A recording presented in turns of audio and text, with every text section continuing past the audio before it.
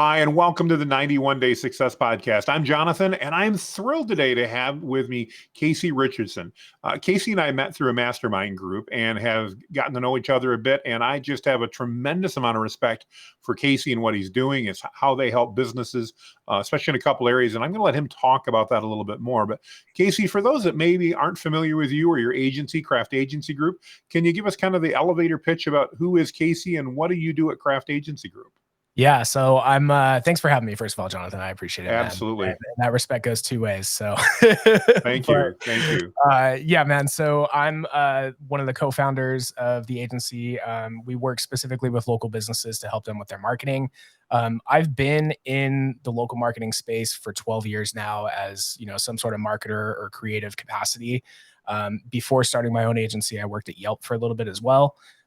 So tons of information in terms of how to help a local business stand out online was gained through all those opportunities leading up to this. So, now I get to wake up every day and do what I love and help local businesses in the process. And that's the dream for me. So. Very cool. Very cool. Yeah. Well, I'm going to have to put a pin in that Yelp thing because I know I've got some Yep. questions, and maybe as an insider, you can tell me if my negative perception is deserved or not. Happy to answer. Yeah, I appreciate that. Yeah, Tell me a man. little bit about Craft. I know you guys have a couple of specialties. Yeah. Talk to me. I know one of them's Facebook ads, but Mhm. talk to me a little bit about what you guys are doing there and how you're adding value to the clients that you're working with, Casey. Yeah, so we definitely do specialize in Facebook ads, but we also offer full service marketing, which is something that, a lot of agencies tend to specialize in one specific niche or one specific area. We've worked with so many clients over the years, we've been able to really kind of develop a systematized full service approach that's really holistic and kind of covers all the angles. Um, and most people start off with Facebook ads with us because that's what makes the most sense for their business. They're looking for leads, they're looking for them pretty quick, and they want to see ROI with their marketing investment as fast as possible. And then over time, we start working in the other elements of it, like SEO, reputation, and Google ads, and really kind of throwing the gas on the fire as you kind of build the foundation up. But yeah, that's our general approach to it. So we kind of attack it from all angles, but we grow with our clients, which I think is really the biggest differentiator for us. That's actually a really big difference. Now, you and I have talked, but I also did a little bit of research, and one of the things I saw that you guys talk about is sometimes you work on a performance-based model as opposed Yeah. to like a retainer. Can you explain that? Because that's unique in our industry. Pretty much everybody's, you pay me to manage it, and if the ads work, they work, and if they don't, well, you still pay me. Talk to Yeah. me about the performance-based model and what that looks like to your customers. Yeah. So, first and foremost, it depends on the client and what their needs are if we go that direction. But we do a fair amount of it. And ultimately it comes down to, if we're confident that we can get results for you, we'll put it on a performance basis just to put our skin in the game with you. And I think that that's how business should be done. Everybody goes straight for the ask, ask, ask, and they don't give any value and they don't, put their skin in the game.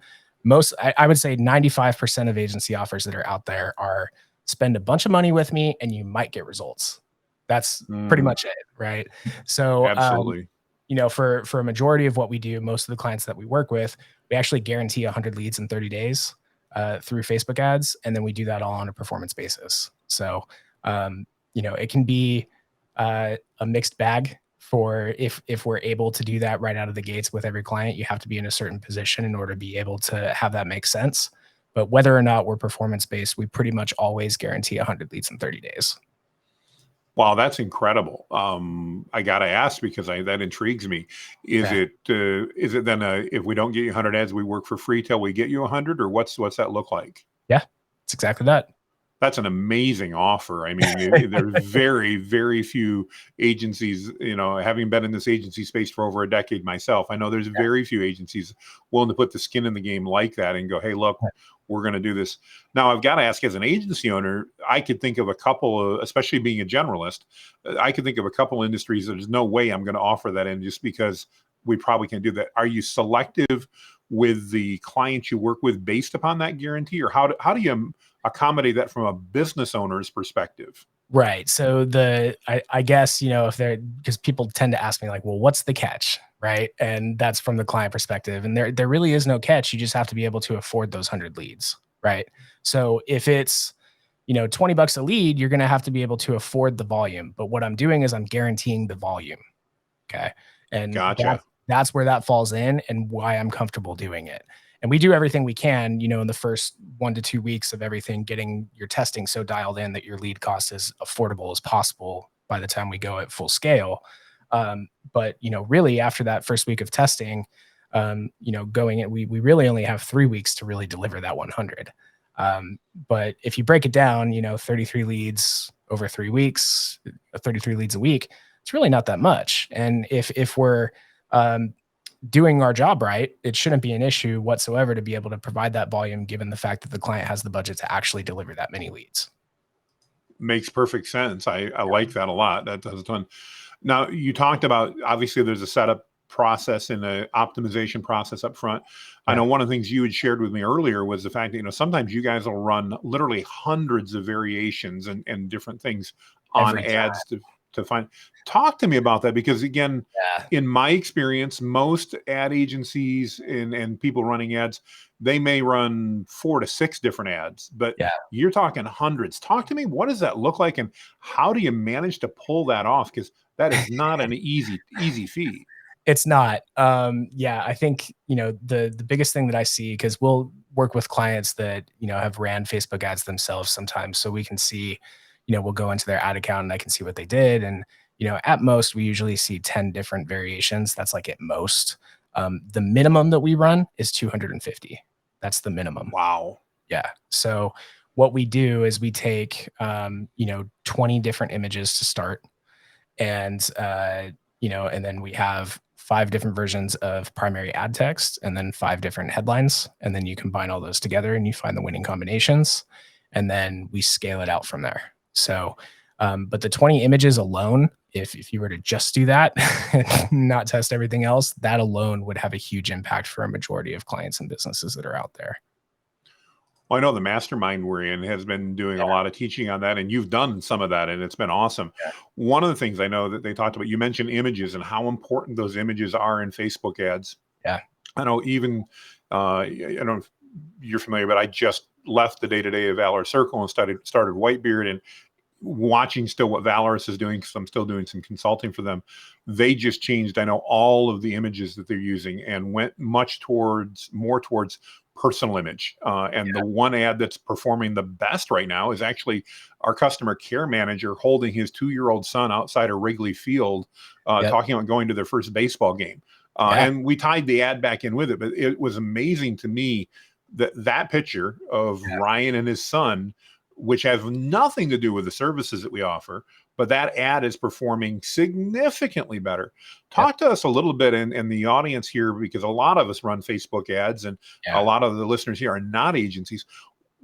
How do you pick good images, and why in this case, when an image of our customer care manager and his 2-year-old in front of Wrigley Field perform better than anything else for that matter? Man, what a question. All right, let me unpack that in a couple pieces. I appreciate it. Thank you. Thank you. Yeah. So I think the biggest thing is you have to listen to the data, not your gut. Okay. Yes. I'm very big on that. That's like my motto in my agency. We make informed decisions based on data. That's everything we do is filtered through that. And what we look for is a low cost per click and a high click-through rate. And if we can find, those KPIs across 20 different images, let's say only 8 of them meet our minimum KPIs for that, and I'm happy sharing that. We have we run a test campaign based off of a traffic objective, and we're looking for a link click-through rate, not a click-through rate all, but the link click-through rate of anything above 1%, and a cost per click under 50 cents. And if we find those 2 things in combination, then we keep that element and we add it to a spreadsheet. That's one of our winning elements. And then we build the campaign off of all of these little gold nuggets. And when you combine all those pieces together, by the time you actually get to a lead generation goal or a purchase goal or something like that, the campaign is so pre-optimized that your cost per lead gets cut, 2 to 3 times what it would be if you were testing at that higher level already. So, but yeah, that's one of the big things that we do. Well, guys, if you're listening here, Casey just shared with you something absolutely behind the curtain that Yeah. normally would never be shared. That is a huge, huge tip. Whether you're running your own ads, you've got an agency running them, great question to ask and a great thing. Obviously, proof in the pudding that you guys know what you're doing and have been doing that for a long time. Question for you that I just read an interesting article the other day, and I'd love your perspective on it. Sure. And the article was basically saying that while paid ads are still incredibly important, they're even more effective when you combine those with organic content that is related to that ad. I'm not an ad expert, so I mean, in fact, I've went through most of my career saying, "Look, ads are a necessary evil." Talk to me from your perspective about that, because I tend to be more of an organic guy myself, but I'm really curious about that mix. I've really not heard a lot about that until recently, really Yeah. 2023, mixing organic and paid together. From your experience, your perspective, is there value in that? There's absolutely value in that. And, I think that it's kind of like, it's kind of comparable to SEO efforts in combination with Google ads, right? Mm-hmm. While Mm-hmm. you're building your SEO, which takes longer, you can get quick results with Google ads because you're basically renting the space with Google ads and you're buying the space with SEO. I was talking to Brittany from 51 Blocks the other day, and she has a great analogy for that. But I think it's all about the foundation that you're building. I think that I'm of the opinion that organic social media on its own is not a huge needle mover unless you're Totally really agreed. really all in on it. And it's Right. hard for a lot of business owners to be all in on it, right? And I mean, you got to be all in, like way all in on organic for it to really be a needle mover on its own. But Absolutely. buying the space with a Facebook ad or an Instagram ad, anything paid social, TikTok too, it doesn't matter. Not all of your clicks are going to be link clicks or going to capture a lead. A lot of people will click through, they'll read the comments, they'll engage with you, they'll go to your profile, they'll follow you, and it has a higher effect the better your organic presence is. Mm-hmm. So, yeah, it's a supporting element. Makes tons of sense, and it resonated with me, of course, because I like organic, and I'm Yeah, like, yeah, that's so good to hear. But yeah, it also resonated with me because just as you were saying, I noticed myself doing just what you said. I may click on an ad, and let's say you're running an ad about your Facebook campaigns and how yep, great a job you can do. I may click on that ad because I'm interested in it, but in all likelihood, I'm going to go connect with you, or at least I'm going to start following you because I yeah, want to know more. Everybody, of course, says they do an amazing job, so I want yeah, to see what else is out there. I want to see what videos you've done, what blog posts you've written, what other things have been, what other people are saying about you. yeah. And then that validates the rest of it to me. It's really interesting to hear you say that. I appreciate that perspective. Yeah, and if you if Go you ahead. if you look at like the numbers of, let's say, 100 people see your ad, okay? If we're hitting our KPIs, 1%, which is one person, is going to end Mm-hmm. up becoming a lead, right? Let's say that's the goal. There's, you can have another 4 or 5% of people who click to your profile and learn more about you, and it's like, oh, who is this guy, right? So there's 4 to 5 people for every 10 that see the ad that are, or for every 100, sorry, that are going through and clicking and learning more about what you do. So Mm-hmm. if you could theoretically convert 4 to 5 times more people by having a social media presence versus not, that's a no-brainer to me. I was just going to say, so based on those numbers, are you saying that when done properly, Yeah. a good online presence, whether it be social media or the combination of all that, could Yep. literally quadruple the number of leads you ultimately get out of your campaigns? 100%. It may not happen the same day. It might take a month or Sure. 2 for somebody to reach out, or it might take a year. But the fact is, you have a better chance of nurturing that person who originally came to you from a lead, and that That's long-term nurture amazing. strategy is huge. Oh yeah, that's amazing. Casey, what do you see as some of the challenges in the industry? I know you guys do Facebook, you also do Google and other things Yep. like that. Yep. What type of challenges do you see currently that are really for that business owner that wants to advertise? What type of challenges are present, or do you see coming down the road when it comes to that advertising that people need to be aware of? Yeah, I mean, there's a lot of agencies in the world. Yes, there And are. there are a lot of absolutely insane offers and unrealistic guarantees. And, unfortunately, there's a fair amount of people who are untrustworthy in the space saying that, just because they have access to Ads Manager, they're, uh, you know, really good at what they do. But like you said, anyone can say that, right? Um, Absolutely.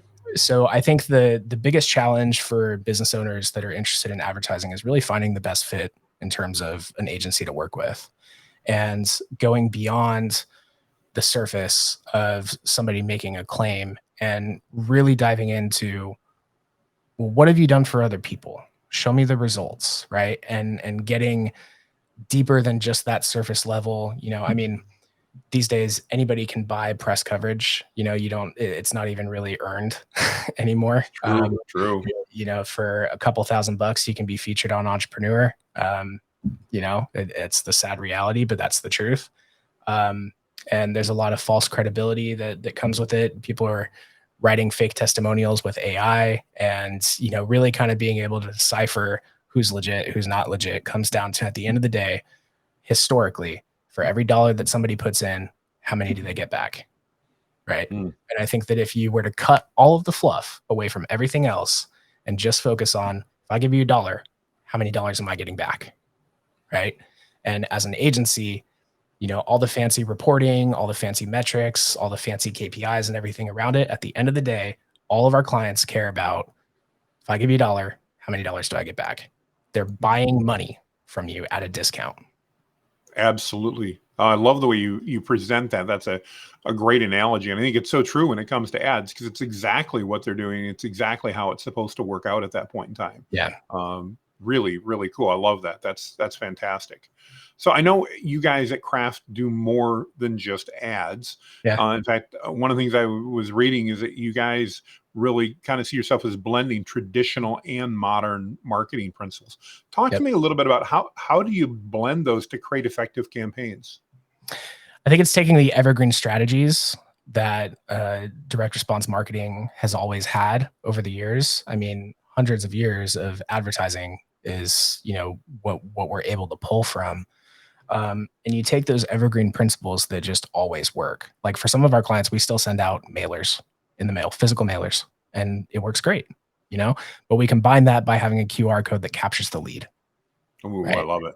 And I think that's a great representation of how you can combine traditional with modern.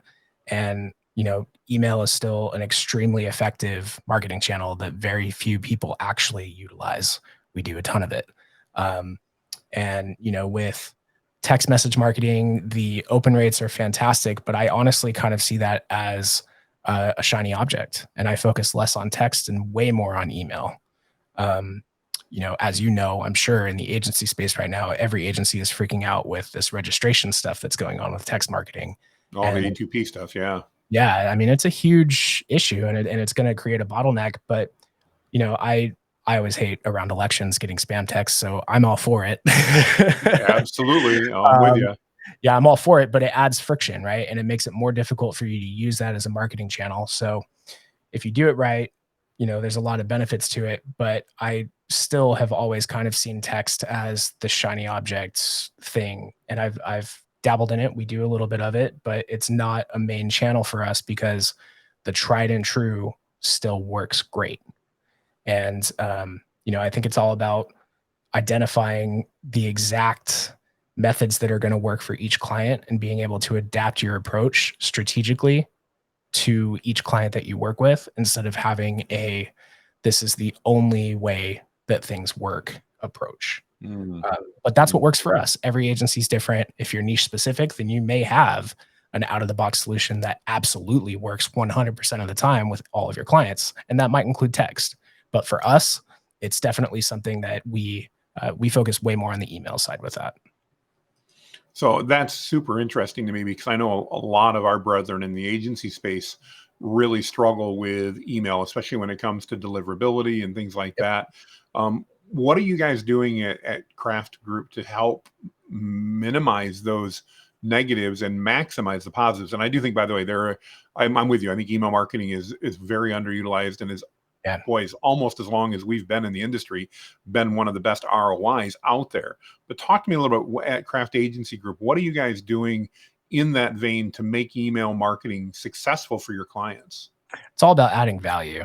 And the beautiful thing about email versus text is the open rates on text are so high because everyone reads their text messages, right? But it's borderline invasive at this It point is. because there Yes. is so much of it, and most of it is horrible. Mm-hmm. I'm 110%. Yeah, so it's all about adding value, and I think that's why email is so great. It's if you like, you may only get 20 to 30% of an open rate on for some clients. A majority of ours on average will see anywhere from 40 to 50. But Okay. let's assume that you're not, and you're on the lower end and you're getting 20 to 30% open rates. But those 20 to 30 that are opening, they don't feel like you've completely invaded their life, right? Email marketing has been around for so long. It comes with the territory. If you have an email address, you're going to get some sort of promotional emails that come in, right? That's just part of the Mm-hmm. game. But having it be subscribers that genuinely care about the business, adding value to their life, and finding a way to have your messaging be something that's complementary to the customer, to the end user, more so than just selling, selling, selling. Like, I'm going to say 100% of text message marketing. Yeah, I'm with you. Yeah, I mean, I'm at the point now where I mark tons of them as spam. Yeah, I think I've no exaggeration. I think I've gotten like 3 or 4 this morning, and it's like every single time I look at it and I'm like, nope, doesn't add value to me. I don't need this right now. Go away. Right. Um, Yes.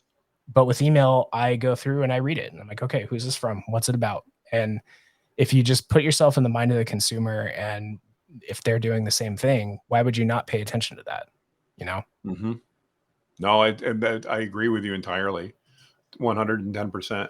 Yeah. One of the other things I saw that you talked about, and well, I don't think it's what I would call traditional marketing. It kind of has become that, and that's part of your focus on making sure that the website that your clients have creates a strong first impression.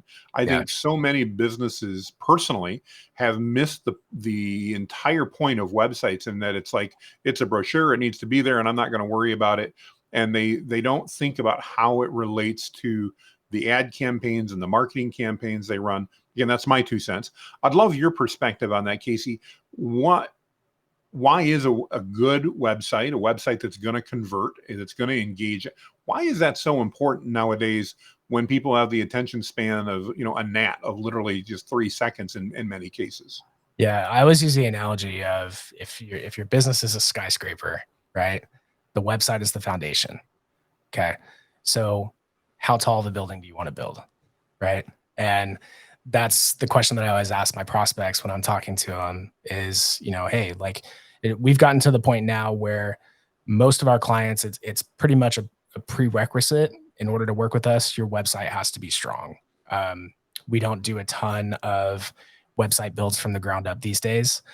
We tend to do more of like a quick little refresh, a couple CRO optimization based things, adding a web chat kind of deal, to capture leads. But really, it's about what's going to convert all of the other efforts. So if we're building a strong reputation, if we're developing your SEO, if we're running Google ads, if we're running Facebook ads, if we have organic social media, what does it all link back to? It's the website, right? Mm-hmm. Eventually, Absolutely. everything comes back to the site. So it's your home base, it's your base camp, it's your foundation, it's everything that you do revolves around what is on the site, and how that website converts is super important, because without that, everything else is less effective. No, I'm 110% agreement. I love the analogy. It's the foundation, Yeah. because I do think that's true. I know oftentimes when we work with clients too, it's like, we'd be happy to help, but we need to fix your website first. Yep. I know I've often told them, it's, if you were a retail outlet, would you go buy the most damaged, burned out building in the worst part of town, and then spend tens of thousands of dollars to drive Yeah. people to your grand opening, when people were literally worried they were going to get shot when they got out of their cars? And everybody's like, well, of course not. But I'm like, you're doing that with your website because they want to spend all this money to drive ads that are ultimately going to drive people to the website, and the website's just terrible. So, Yeah. Yeah. no, I mean, I even see that all the time.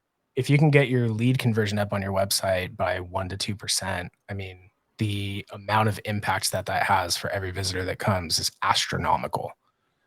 Oh, So absolutely. it's extremely important to pay attention to it. No, very good point, and I appreciate you saying that. You mentioned web chat, and in my mind, web chat's kind of a double-edged sword because as a user, I love the ability when I'm on a website to be able to chat with somebody and get a response. Yep. The reality is, even on big international company websites, I find that normally when I initiate that chat, I've lost interest by the time somebody actually gets on to chat with me. How do you address that with your clients, and what type of solutions do you recommend that help that customer? Again, we've got the attention spans of gnats now, so if I'm on there and I want help with anything, I may give it 30 seconds, but that's probably the maximum I'm going to do. How do you deal with that? Because I think chat can be great, but I think it's a bit of a double-edged sword. I'd love your perspective on that, Casey. Speed to lead. That's the There answer. you go. I Speed love to it. lead. Okay. Yeah, but really what it comes down to is we use tools that you have to enter name, email, and phone number before you can even put your question in. And we have automation set up to where, if somebody comes to a client's website, they enter name, email, and phone number, and they type a message. All of that information then goes to either the business owner's cell phone via text message or whoever is handling their sales. And they get that information right away. They can take the call wherever they're at. They can text wherever they're at. I've also, just a side note with text marketing, it sounds so stupid, but do you have an iPhone out of Oh yeah. curiosity? Yeah, Okay. I do. So if you're a business owner and you don't mind having your personal phone number out in the world, which, some people draw a line there, but I personally don't care. Yeah, I'm with you. I'm going to answer the call anyway. Might as well be my client, right? So, Absolutely. so one of the things that I found that's just a little hack, if you're getting into this, is instead of having text message marketing where it would be a green bubble for 98%, is I have the lead come through to my personal cell phone from my agency. And as a new lead comes in, instead of using automated software, I have templates in my notes that I've saved, and I'll copy and paste, send it to a lead, and it comes from a blue bubble. Okay. The response from an iMessage text message versus a clearly automated text is insane. And it doesn't cost you anything because you're already paying for your phone bill, right? I also love, when I start talking to a lead, the ability to literally record a selfie video, send it off, or record a voice memo, send that off. The conversion rate through that is insane, what you can do with that.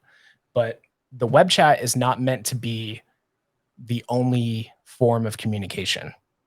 It's a lead capture tool. Love it. Once you get that lead, take the conversation somewhere else. Great advice. Yeah. Great advice. Yeah. I mean, I'm just like, this is one of the reasons I wanted to have you on the podcast. And we chatted a little bit. I'm like, man, Casey gets this. This is so awesome. I love this.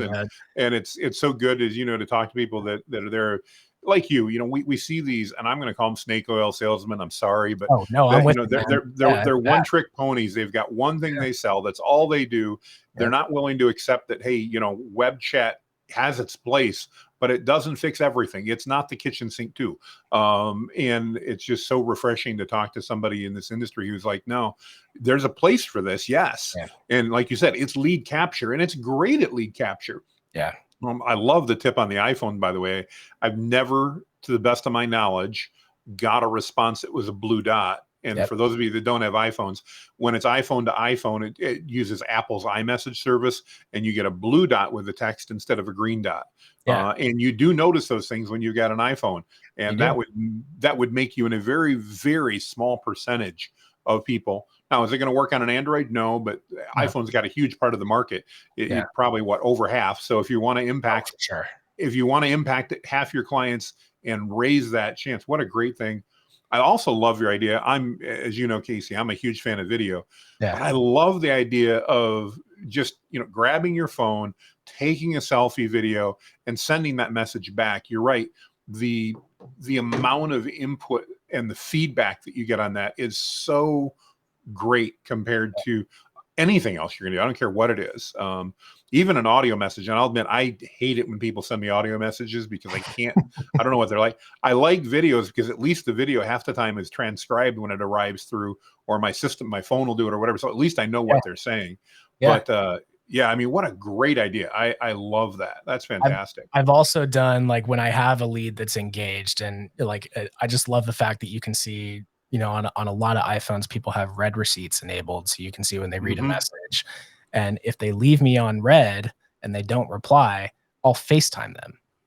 And Oh, I like yeah, that. and that's just another thing that you can do. It's like, no, I'm a real human. Like, this is like, you're actually talking to me. I am the agency owner. This is what I do. But like, having that personal touch and being able to do that. And I say that to say that with Apple's new update that's coming, I don't know when this podcast is going to go live, but Probably regardless, about a week or so. Yeah.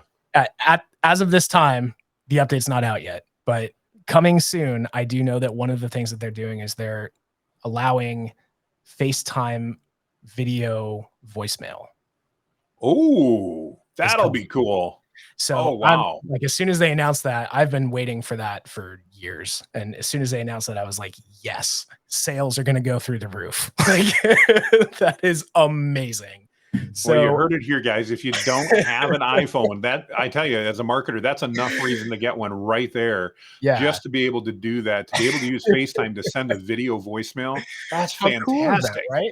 So, I Oh, mean, yeah. my whole agency, I've always tried to look at the landscape of what marketing agencies do. And to be honest with you, I try and go as far away from what everyone else does as possible for a majority of my strategy. And Smart. that's a really good way to do it, is to have that personal touch, because most agency owners right now are, how can I get myself, the agency owner, out of the business as much as possible? How can I automate as much as possible with as little staff as possible?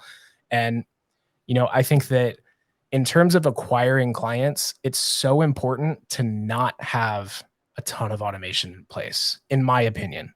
And when you do that, you're able to raise the value of what you bring to every conversation that you have, because it's got that personal touch.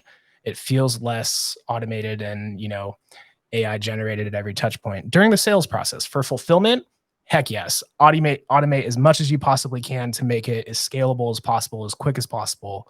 But from a sales perspective and account management too, we do the same thing with video. I don't do like PDF reports and send ad reports to my clients. I don't even do that. What we do is we record weekly Loom videos going over their ad account. Hey, this is everything that we did. This is everything that we're doing next week. This is why we're making the decisions that we're making. Let me know if you have any questions. Right. I love that. I love that. Just So, just total curiosity. yeah. When you, as a client, if I get that Loom video from you every week, I'm Yeah. gonna think, one, first of all, that's just the bee's knees. That's amazing. Sorry, yeah, I'm showing my age there. But what about? I'm curious what the response you're seeing with that. Do you find clients like that? Because I'm thinking, just based upon what I'm hearing from my prospects and my clients, they would love the ability to not have to read through something that made no sense to them, and instead take 3 to 5 minutes and go, okay, now I know how you're spending my money. I know what you're doing. And it's got to drive that trust factor It just does. through the roof. I got I to mean, believe that. Am I correct in that assumption? yes, 100%. And I mean, most of our clients don't know what 1.67% CTR even means, right? They're like, Yeah, oh, exactly. CTR, 100,000 impressions. What do you do? Like, what does that mean? And I'm going through, it's either me or my team, someone on the call. We record a Loom video and it's like, hey, so these are the 6 new ads that we built this week. This is the top performer. It's generating a lead for $3.50. And next week, we're gonna scale this one up because it's doing so well. While you're in the shop next week, if there's any other content like this that you can do to send that our way, we'd love to test more of that. Here's why it's working, blah, blah, blah, and kind of go like that. I mean, that's so much more powerful than a hands-off PDF sent via Mm, email once a month, which is what most agency owners do, right? So, absolutely. You mentioned two things that got my interest. One is you're asking your clients to send you content that they can use. Talk to me about that. What type of content are that they're creating are you using in those ads? uh, anytime someone's like, man, I've got this like Google Drive folder or Dropbox folder with like a ton of content, every single time I'm like, send it all to me. Send me everything. And all I'm looking at is, these are like I look at creative as dollars, right? That's ways for myself and my clients to make money is by bombarding me with creative. Okay. But there's also clients that we can't get them to take photos to, Sure. like they will never do it. Right. And in those cases, I think I also brought this up to you a little bit, but we use AI now to create images. I was going to ask you about, because you did, Yeah. and you're crafting some, I've seen some of them, you're crafting some Like, amazingly targeted images yeah, based on that. Talk to me a little bit about the success that you've had with that. it's incredible. So, one of like, without going into details of the client, but basically we have this super niche client that works in the cattle industry. Okay. And I'll just leave it at that. But we've been running ads for them and it's a national campaign. And one of the things that we identified through our 250 creative tests, like we actually did 250 photo tests. Okay. Wow. It's a national campaign. Like we had to go hard with that. Sure. So we did all that. We tested through the roof and got so much information from that. We found out that parents with kids on a small farm with the color green, and we had a father-daughter was the winning combination on a small farm with a couple cows in the background. So what we did was we took that data and fed that into Midjourney, and we were able to create 100+ new creatives that all had those parameters. Love that. If you were to go to Shutterstock and try to find 100+ photos that are stock photos, or ask our client to reproduce this at a high production cost, right? Never happen. It'll never happen, right? And you might be able to find them on Shutterstock, but you probably won't get 100+. And the ones not 100, no way. And the ones that you find are going to be so clearly stock photos. It's going to be so over the top, like hyper produced, like cheesy as all get out, and they will not convert. So we were able to pull all that information in, put it into Midjourney, and create 100+ new creatives that all hit those parameters. And that campaign is on fire right now. Like it is doing so good, and every single image that we're using at scale is 100% generated by AI. Well, I love what you're talking about, because now you're talking about the ability to really micro target into specifics. And with the data that you guys are getting, and you said it early on in the podcast, you're a data-driven guy. So you can grab that data, and now we have the tools as agencies to create customized data-driven assets that, again, let's say it only moves the needle by 5 points. If you do 20 different things and each one moves the needle by a point, you've now got a 20% increase. And that can be the difference between a blah campaign and a wild raving success that wins you awards. Well, I'll tell you the difference. Their search volume on Google Ads, they were getting leads for $200 to $250 a lead. Okay. Wow. We made these changes in Facebook ads and they're getting leads for $9. They've got to want to hug you every day. Wow. So, there you go. that is stellar. So related to that, are you now, and again, I'm learning ads. In fact, I just recently took a couple of Facebook ads courses because I realized for me personally, that's not a strength of mine, and I need to know more about it. It's not even a service I offer at the moment, so it's not a big deal, but I want to know it. Yeah. But talk to me a little bit about, I am an AI nut, and that's something I'm crazy about. One of the things that I've been reading about a lot lately is people using AI to actually write the text ads themselves as well. Again, based on data where they're testing out different things. Do you guys utilize that there? Do you see pluses, minuses, risks? What do you see as far as that? Again, and I want to stress to everybody listening, if you think AI is an easy button, it's not. It's an easier button. You can't just go in and say, all right, write me a great Facebook ad, because it's going to be generic and everybody's going to go, oh, AI wrote that, and nobody's going to click on it, at least in my experience. But I'd love your perspective on all that, Casey. So it's case by case, right? What we do is we personally in-house, when we're building out a campaign, we use a combination of human copywriting and AI for the first round of everything. After that first round, we exclusively use AI to scale. Okay. Love it. So we'll come up with, hey, this is the business. This is all the details for it. We drop the typical persona for the business into ChatGPT. We say, give me, 10 different ad hooks and different angles that we could test. And then we take those hooks and we have a human write the copy for that. Okay. Once we have those, we test the human written copy first. Then once Gotcha. we identify my 50 cent cost per click, my 1% click-through rate, we do that through a traffic testing campaign, pull out the winning element via text. If I've got 3 winners out of the 10 that we ran as a test, then I take those 3, drop them into ChatGPT, say, hey, this is the client. We did a campaign test. These are the 3 ad texts that outperformed everything else. Give me 20 more like this. And that's how you scale. Not only are you guys allowing to scale, but I got to believe it's allowing you to provide tons more value for your clients, because it's not an easy button. As you're describing this, there's still a lot of work involved. Absolutely. But it's not nearly the amount of work it was a year ago to do that. No, not nearly, but it's still a lot of work. It's not an easy button. It's an easier button. Yeah. And it definitely still, in my opinion, requires a human element. So, you need the strategy behind it to know when something is going to work or not ahead of time. But again, it comes back to listen to the data, not your gut. Like if ChatGPT spits something out and I'm like, oh, that'll never do well. Right. I'm amazed every time. Sometimes you're wrong. Yeah. You never know. You really never know.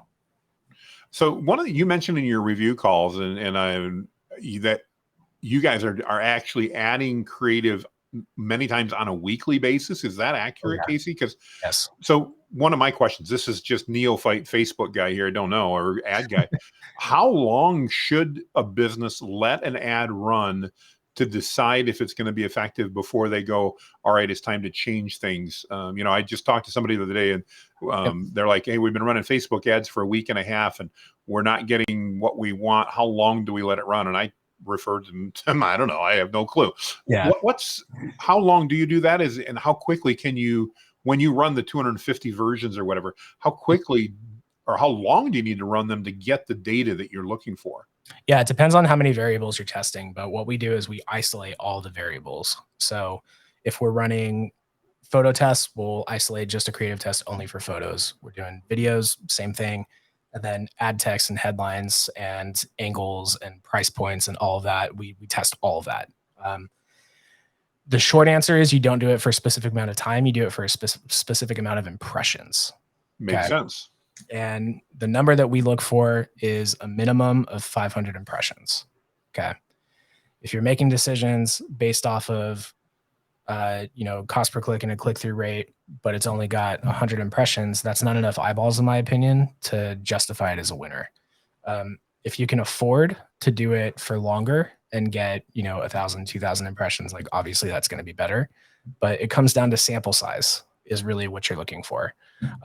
When we're rapid testing and we do this at scale with 250 plus variables, we're looking for 500 impressions being the decision maker for us. And we usually set up a rule in Facebook ads that, once it hits 500 impressions, just auto turn off the ad. Okay. Excellent. So in that case, if I'm running my math out right, and I'm going to get my zeros mixed up here, but if you're running just even 100 variations, and I know you're running 250, that's 500 per ad. So you're talking 50,000 impressions to figure out what works. Is that correct? Am I understanding that? Yeah. Wow. That's amazing. That's amazing. Yeah.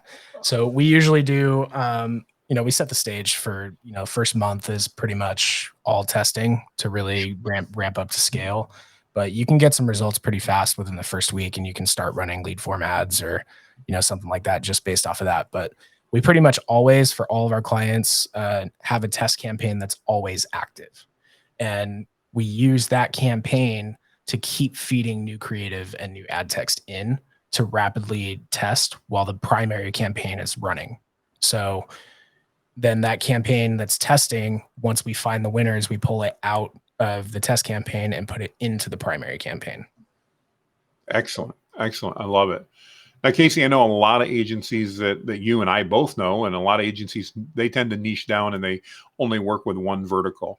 Yeah. With what you're doing at Craft Agency Group, do you work with a specific vertical, or do you work with anybody for the most part, anybody that wants the help that you guys provide through ads and email marketing and that type of stuff? Yeah, we'll work with pretty much any business. We do. I would say a majority of our clients are in the hospitality space, Mhm. and then we also do a lot with the wedding industry. I actually have a separate sub agency that's fully dedicated in the wedding industry. But yeah, anything that's events driven or in the hospitality space, that's our primary clientele. No, I love it. I love it. I so appreciate all the just so many what I call value bombs you shared today. This is awesome. This is Yeah, absolutely. fantastic. Absolutely. Well, Casey, we talk about the podcast sometimes. We've named it the 91 Day Success Podcast. I think I Mhm. shared with you. It's named off a book that Russell Brunson put out from ClickFunnels. It's called 30 Days, and Yeah. he interviewed some of the highest earning people on his platform and said, "Hey, if you had to start over with $1,000, you had 30 days. What would you do?" Oh And man. I love the concept, but I admit the 30 days seemed a little too short. Most Yeah. people just they can't do that fast. So we love to ask if you had to do that, or if you were advising somebody who had to do that, and they had to start over. They had $1,000. They didn't have to worry about living expenses and all that, but they had $1,000 for the business. What would you recommend they do in that first 91 days to try to get to a point that by the end of that they were generating $10,000 a month or more in revenue? Any idea? And I know I'm just dropping this one on you. So I know No, everybody asks, I do you think prep your guests? And I'm like, not really. No, I mean, if yeah. you watch an episode, you may figure it out. But what thoughts, advice might you give there, Casey? Yeah, to be honest with you, I would probably find somebody that would be willing to go on a 90-day journey with me, and I would probably pay them that entire $1,000. Oh, I And love that.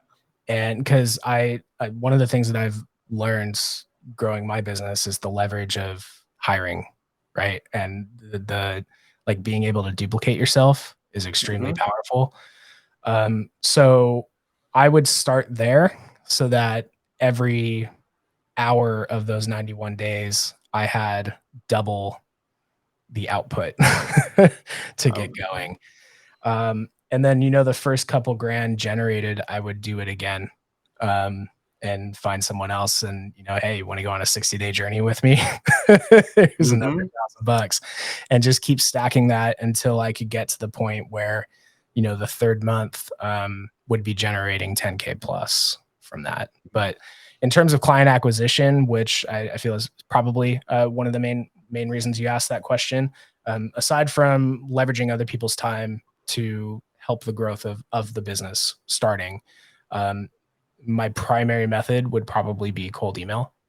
And I also I haven't really done a ton of like door-to-door sales, but Hmm. one of the things that recently I've been picking up on is in-person sales through affiliations and associations Okay, and sure. the power of that. So I would hit some ground game with me and my little team of 2 people that I build over 60 days. And I would do in-person networking events for that because that's extremely high leverage. You become, the expert in the room on marketing in those situations, and Hmm. having everybody essentially come to you as a one-to-many sales opportunity instead of a one-to-one sales opportunity. So I would leverage those things. I would basically duplicate myself as quickly as possible, and then take the leverage of extra people's time and go into in-person events, and then automate as much as I can on the back end for cold email outreach. Mm, great advice. Great advice. I love that. That's fantastic. So, well, Casey, I so appreciate you joining us. We're going to put up your information on screen and all that. But if somebody's listening to us right now and they're driving down the road on the audio version of the podcast and they go, man, I want to reach out, how do they get in touch with you or Craft Agency Group? What's the best way for them to do that, Casey? Craftagancygroup.com. Reach out. Our contact info is everywhere. You can book a call, anything like that. I'm happy to talk. Or you can just find me on Facebook, Casey Richardson. My inbox is open. I don't gatekeep or do anything like that. Feel free to reach out. And yeah, that's it. That's the best. Awesome. Yeah. Awesome. Well, thank you so much for your time today. I cannot Cannot thank you enough for the tremendous value you shared with us. It's been fantastic. I appreciate it so much. Happy to And do if you're it. listening and you've stuck with us through the almost hour, I want to thank you. You've seen and heard some of the value from Casey. Re-listen to some of those things. Man, he has dropped such amazing value here today. Again, Casey, thank you so much. Thank you to our listeners. Everybody, make it a great day, and we will see you on the other side. Bye-bye.